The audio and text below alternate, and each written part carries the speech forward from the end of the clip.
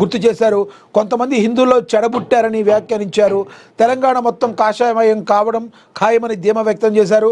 BJP ఎక్కడుందని అంటున్న వారు మాజీ ఎమ్మెల్సీ కవితను అడిగితే చెప్తున్నదన్నారు. రేపు సిరిసిల్లలో కూడా చూపిస్తామన్నారు. ఇందూరుకి దమ్ముంటే రా అని బీఆర్ఎస్ వర్కింగ్ ప్రెసిడెంట్ కేటీఆర్కు సవాల్ విసిరారు. చెన్నారెడ్డి సీఎంగా రాజీనామా చేసే వరకు రాష్ట్రంలో మత ఘర్షణలు జరిగాయని ఎంపీ అరవింద్ తెలిపారు.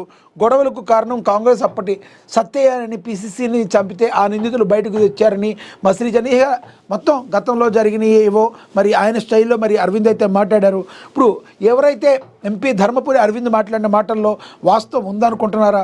అసలు మీరైతే మీ అభిప్రాయం అయితే ఏమనుకుంటున్నారో కింద కమెంట్ బాక్స్ రూపంలో కమెంట్ చేయండి. ఇక అదేవిధంగా 3 రోజులుగా అన్నం తినలేదు, బావిలో దూకమన్న సిద్ధం మంత్రి కోమటిరెడ్డి వెంకటరెడ్డికి మద్దతుగా జడ్చర్ల ఎమ్మెల్యే అనిరుద్ధ్ రెడ్డి వ్యాఖ్యలు. రాష్ట్ర రోడ్డు భవనాల శాఖ మంత్రి కోమటిరెడ్డి వెంకటరెడ్డిపై గత కొన్ని రోజులుగా జరుగుతున్న ప్రచారంపై జడ్చర్ల ఎమ్మెల్యే అనిరుద్ధ్ రెడ్డి తీవ్రస్థాయిలో మండిపడ్డారు. శుక్రవారం ఏర్పాటు చేసిన ప్రెస్ మీట్లో ఆయన అత్యంత భావోద్వేగంగా మాట్లాడుతూ కోమటిరెడ్డిని శ్రీరాముడితో పోల్చారు. ఒక దేవుడు లాంటి వ్యక్తిపై ఇలాంటి నీచమైన ప్రచారాలు చేయడం చూస్తుంటే రక్తం మరిగిపోతుందని, ఈ బాధతో తాను గత 3 రోజులుగా తిండి కూడా తినలేకపోయారని ఆవేదన వ్యక్తం చేశారు.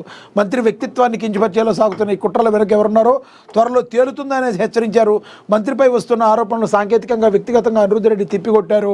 మంత్రికి గత కొంతకాలంగా ఉన్న గొంతు సమస్య వల్ల ఆయన మాటల్లో వచ్చే మార్పులను ఆసరాగా చేసుకుని కొందరు పనిగట్టుకుని అపనిందలు వేస్తున్నారని ధ్వజమెత్తారు.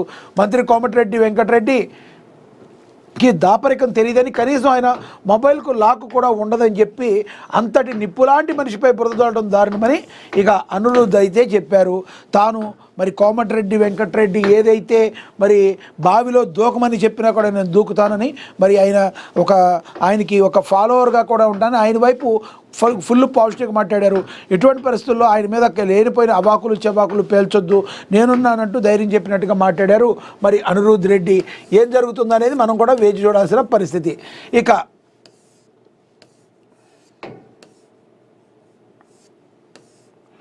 ట్రోలర్స్కు అనసూయ షాక్. సైబర్ క్రైమ్ పోలీసులకు ఫిర్యాదు. ఆన్లైన్ వేధింపులు, అసభ్య ప్రచారంపై కంప్లైంట్. 42 మందిపై కేసు అయితే నమోదు చేశారు. మరి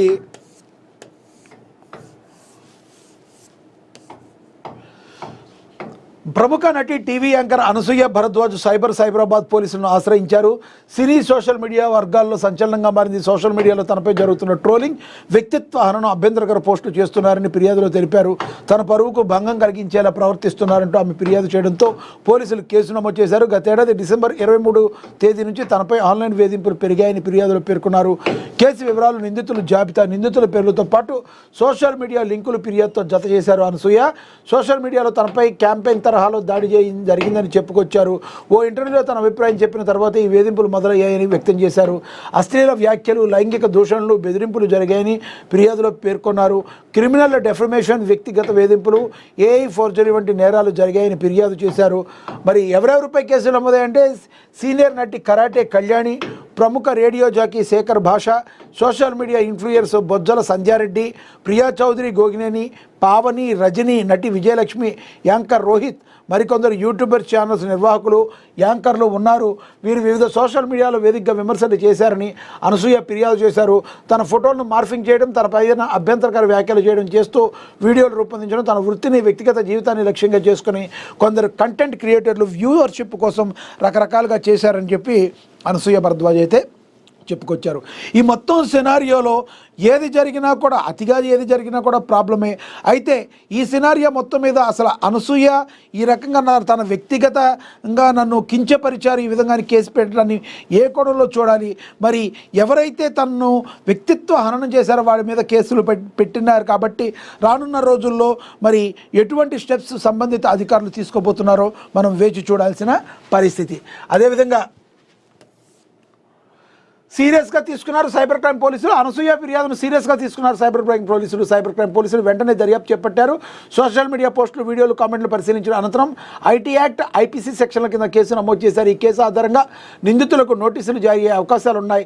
చట్టాన్ని ఉల్లంఘిస్తే చర్యలు తప్పవని, న్యాయపరమైన పరిణామాలు ఉంటాయని పోలీసులు హెచ్చరించారు. ఈ కేసులో సోషల్ మీడియాలో పెద్ద ఎత్తున అయితే చర్చ అయితే జరుగుతుంది. ఇక ఆ ముగ్గురుపై ఎందుకు లేటు? పాడి కౌశిక్ రెడ్డి, వివేకానంద కేటీఆర్ తరపున న్యాయవాదం వివరించారు. విచారించిన ధర్మాసనం స్పీకర్కు 4 వారాల సమయం ఇస్తూ వాయిదా వేసింది. ఇందాక మనం దీని గురించి కూడా మనం చూసాం.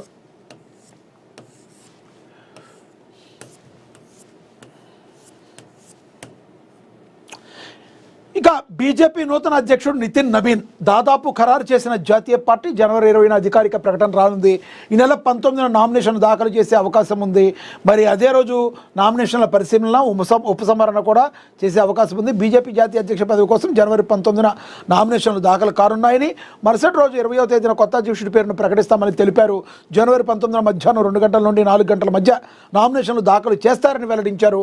అదే రోజు సాయంత్రం 4 గంటల నుండి 5 గంటల మధ్య నామినేషన్ పత్రాల పరిశీలన, సాయంత్రం 5 గంటల నుంచి 6 గంటల వరకు నామినేషన్ల ఉపసంహరణ ఉంటుందని తెలిపారు. దాదాపుగా నితిన్ నబీన్ని బీజేపీ నూతన అధ్యక్షుడిగా ఎన్నుకోవడం దాదాపుగా ఖరారైంది.